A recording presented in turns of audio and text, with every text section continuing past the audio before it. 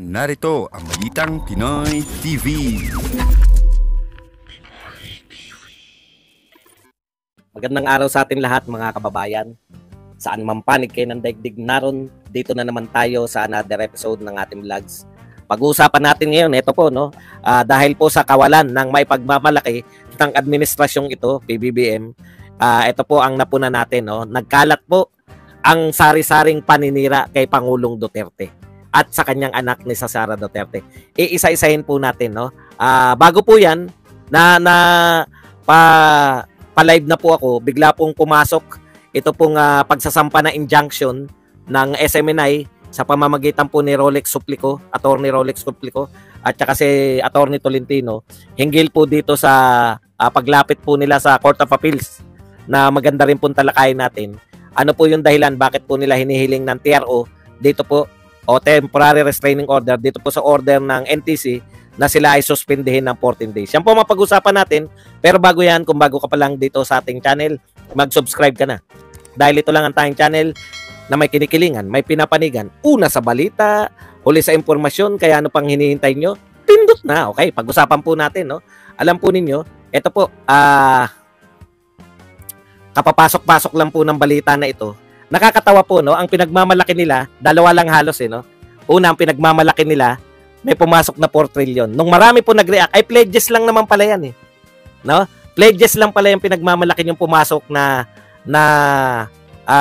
investment dahil sa pagta-travel. Gusto ko sa nila pagmalaki na dahil sa kawalan po na maipagmamalaking proyekto ng kasalukuyang administrasyon, dahil ang tangi po nating nakita, wala po sa food security. Nakita naman natin, nagtaasan po yung presyo, lalo na po ng bigas.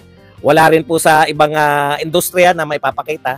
So gusto po nilang i-justify na yung pagta-travel po ng ating mahal na Pangulo, pinakamarami po.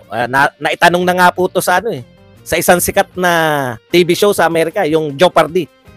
Naitanong na po yan, sino ang presidente na tinaguri ang yung travel ng travel. Totoo po to. Baka akala nyo, naglolokohan lang tayo, Sikat na po yung pagta-travel ni Pangulong Marcos. So, gusto nila i-justify kasi dinagdagan na naman nila Dinagdagan nila ng 58%, mahigit kalahati ang dinagdag nila sa budget ng pagta-travel. Para po ma-justify ang lahat ng yan, si Pangulong ang kanila lang pong tanging maipagmamalaki yung may pumasok di umano na 4 trillion. Ngayon po, dahil na lantad po sa kanila lahat, na pledges lang naman pala yan. Yan po ay pangako pa lang yung 4 trillion. Ngayon po, lumabas na po ang katotohanan na around o kulang-kulang 300 billion lang po. Ang layo naman ng 4 trillion sa 300 billion pesos. Yung actual pong pumasok, 300 billion. Ayan po, wag po tayong maglokohan. So ano po yung performance na yan? Ayon po sa Bangko Sentral, itong pumasok na pera na ito, mas malaki pa po. Yung pumasok na pera, kung ikukumpara nyo, same year, same na mga taon, same na panahon, mas marami pa po yung pumapasok na pera sa Pangulo na hindi nagta-travel, si Pangulong Duterte. Yan po ang katotohanan, Kung pagmamalaki nyo po na may pumasok na pera, at wala kayong kinukumparahan, talagang may papasok at papasok na pera, kay Pinoy nga Kahit maliit ang pumapasok, may pumapasok Alam niyo ibig sabihin, pero nakakaawa po kasi yan lang ang pwedeng may pagmalaki. Ngayon po, meron po silang pinagmamalaki. Ito po may nagtanong sa akin ito kagabi o kahapon, Ito po, talakayin din po natin to. Meron po ba talaga? Tingnan nyo Ang sinabi po rito, ito po ang bago nilang pinagmamalaki ngayong araw. Nabisto sila na pledges lang yung pinagmamalaki nila Ito po. Sabi po dito ni Mr. Win-Win Situation. Hindi ko kilala to, pero ngayon kalat po to. Alam niyo po, iba po yung mga binabanggit natin noon tsaka ngayon, Mr. Win-Win. Ang pagkakaiba po, yung mga kalaban natin yung Dilawan at Kakamping. Yung ang binabanata natin yung mga Dilawan at Kakamping. Panay tao po yung mga kinakana natin, si Father Nossi, si Father Kakanandin, ay si Jerry Kakanandin, sila JC Punong Bayan, di ba? Sila Haiderian, mga tunay na tao po Di po ba? Tsaka yung isang pare, sino ba isang pare? Si Father Nongnong. Yan po yung mga binabanata natin ng panahon ng kabanata natin, mga Kakamping at Dilawan. Sila Laila de Lima, Leni Robredo, si Reza Ontiveros. At least mga totoong tao yung mga kalaban natin. Ngayon po panay mga pangalan na hindi mga tao.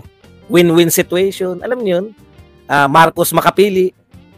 Alam mong mga hindi tao. Okay, ito po ang sinabi niya. President Marcos Jr. paid off a portion of our debt to the tune of 1.47 trillion pesos. Nagbayad daw po si Pangulong Marcos ng 1.47 trillion pesos na utang ng Pilipinas. These debts were incurred by past administration. Ito na po ay inutang ng mga nagdaang administrasyon. Therefore, paying them off reduce our debt as a result of PBBM action. Dahil daw po sa ginawa ni Pangulong Marcos, ay nababawasan daw yung utang natin. Thank you for paying off their loans, Mr. President. Maraming salamat daw, Mr. President, dahil binabayaran nyo yung mga utang ng mga nauna sa iyong presidente. Eh di, ang galing naman pala ni Pangulong Marcos. Another achievement na naman po ni Pangulong Marcos. Binabayaran niya yung utang ng mga naunang presidente. Di po ba kahanga-hanga yan? Sabi mo ba dong wala silang maipagmalaki? O, given na yun, na yung trillion na sinasabi nila ay hindi po maipagmalaki dahil pledges lang. Pero eto, hindi ba totoo itong sinasabi na to? Totoo po yan. Totoo po yan. Nagbayad pala si Marcos ng utang natin. Totoo po. Pero eto po yan, no? Ganito po yan eh.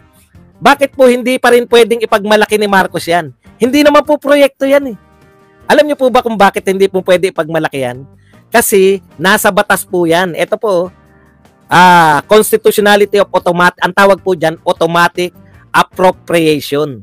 Meron po tayo na hindi gagalaw ang Pangulo, automatic po, kahit po sino ang Pangulo ng Pilipinas, meron po tayong tinatawag na mga automatic appropriation. Automatic na po yan, na nakalagay po yan, kasama po yung debt servicing. Ano po yung mga automatic? Automatic po na pasasweldohin ng kahit sinong administrasyon, lahat ng tao sa gobyerno. Naintindihan po ninyo? Automatic po yun. Ibig sabihin, ng automatic appropriation, kahit sino pong naupo, automatic po yun na magpapasweldo siya ng pulis, magpapasweldo siya ng sundalo, magpapasweldo siya ng mga teacher, magpapasweldo po siya ng lahat ng mga government employee. Automatic po yun. Hindi po ibig sabihin no na pag may bagong pangulo, teka muna, pag-iisipan ko muna kung pasosweldohin ko yung mga teacher. Pwede po ba niyang pag-isipan yun? Hindi po pwedeng pag-isipan yun. Ang tawag po dyan, automatic appropriation. Kahit sino po ang pangulo, automatic po yun, dapat mong pasweldohin yung teacher. Ngayon, may pangulo po ba na magsasabi, ang galing ko po, isa po sa proyekto ko, pinasweldo ko ang mga teacher at ang mga sundalo at mga pulis. Pwede po bang ipagmalaki yun? Automatic po yun. Kailangan mong pasweldohin yun. Hindi po maipagmamalaki yun bilang project. Nakukuha nyo po ba? Ganon din po yung debt servicing. Kahit sino po yung nakaupo, automatic po yun na magbabayad ng utang. Dahil yan po ay ginawa nating batas. Ang tawag po dyan, constitutionality of the automatic appropriation for debt servicing.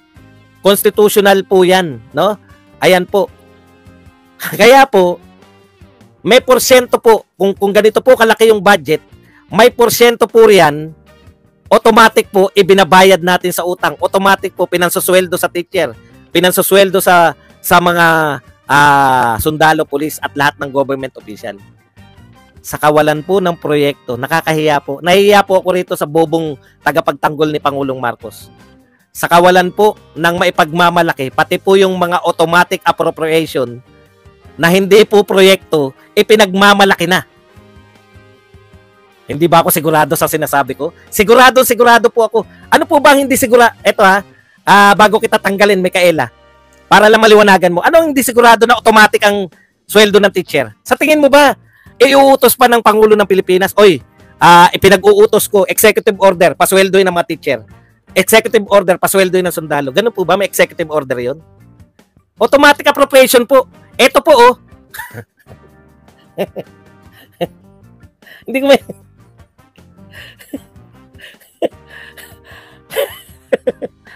para po malaman ninyo, natatawa po ako sa mga kritiko. Hindi na ako sigurado sa sinasabi ko. Para po masigurado kayo na po mag-research. Ito po, meron po tinatawag na Budget Reform Decree of 1977 issued during the martial law period which provides for automatic appropriation for public debt service. Mula pa po panahon ni Pangulong Marcos Sr., meron na po tayong automatic appropriation for public debt service. Hindi lang po ako sigurado sa pangalan. Kaya po, ngayon tinignan ko na. Naawa naman ako sa mga kritiko. Yun lang po ang sasabihin nyo sa akin. Ito na nga mga kabalita.